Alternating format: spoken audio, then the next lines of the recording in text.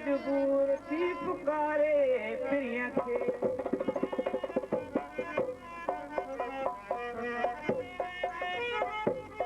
हाणे वरी या नसीब हाणे वरी या नसीब